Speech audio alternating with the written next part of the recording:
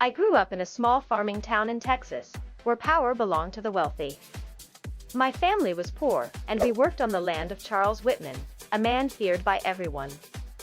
He strutted through town like he owned it, demanding respect, taking whatever he wanted. And me? I was the girl he humiliated in front of a crowd, just because I refused to shine his boots one day. People laughed, whispering that I would regret standing against him. But that insult planted a fire inside me, one that would never die until I got justice. Years passed. Charles Whitman's cruelty only grew worse. He ruined families, stole harvests, and silenced anyone who dared speak. Everyone accepted his power. Everyone, except me. I waited, quietly, planning.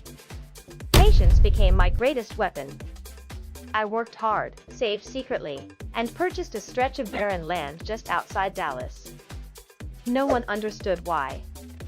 Charles laughed when he found out. "That girl wasted her savings," he said. But buried beneath that dusty ground was an old well, forgotten for decades. And that well held the cleanest water source in the region. When the town discovered that my land had water that could supply every farm, everything changed. Charles Whitman's grip over the people started to crumble. Farmers who once bowed to him now came to me. Slowly, the balance of power shifted, and for the first time, he tasted defeat. But my revenge wasn't finished. I didn't just want him weakened, I wanted him broken. So I waited until harvest season. His fields, once thriving, dried up without water. Desperate, he came to me. The man who once mocked me now stood on my porch, asking for help. I didn't scream.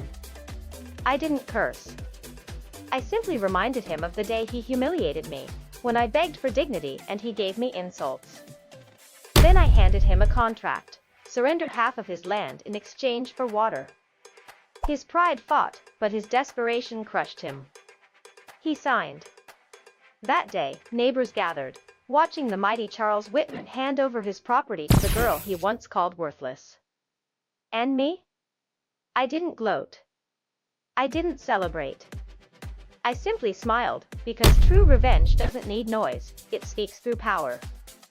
So remember this. Never underestimate the quiet ones. Silence isn't weakness, it's the sharpest blade. And when it finally strikes, no one escapes the cut.